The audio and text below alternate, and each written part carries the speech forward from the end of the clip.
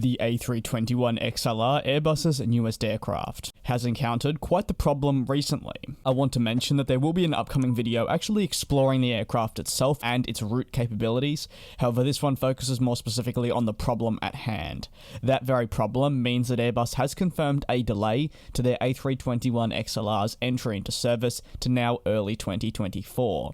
Following regulators tightening the rules set in place involving the aircraft as they work towards preventing fire risks on the plane.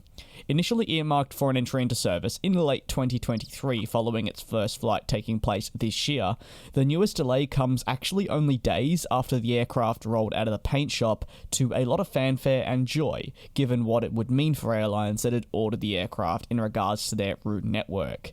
Now, there's going to be adjustments. As mentioned earlier, the problem directly relates to the fuel tank, which is being added and modified to allow for the aircraft to have that extra long range over the A321LR.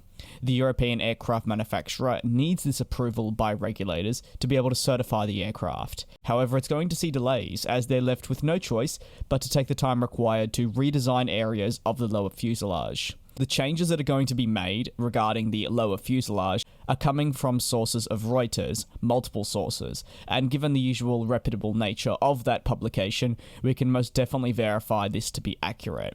Why are they going to be making the changes, you may be asking? Well, Airbus now needs to redesign part of the XLR to allow for a potential safe belly landing in an emergency, essentially. While, of course, naturally, a belly landing is very, very unlikely and rare within the aviation industry, especially when it comes to newer aircraft. Everything must be safe in the event of an emergency, and everything must be safe on the aircraft, period, before it can be flying with passengers. You wouldn't want to, say, build a car, have some safety risks in case something happened, and then in the event of this maybe happening, which let's say is 1 in a billion, it goes wrong. The extension of the external structure will result in any potential fire being contained should there be a belly landing.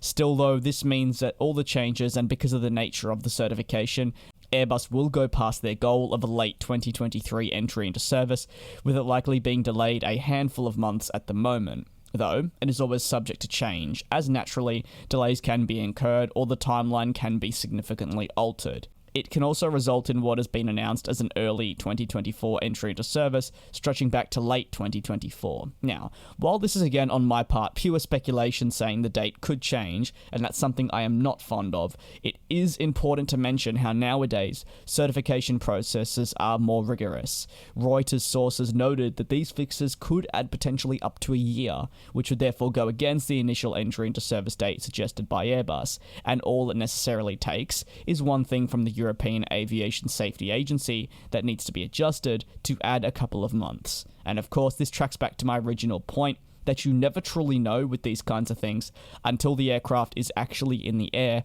flying with customers. Now, if you have any thoughts on Airbus's newest problem with the XLR, do let me know in the comments. Thanks very much for the support, and I will see you next time.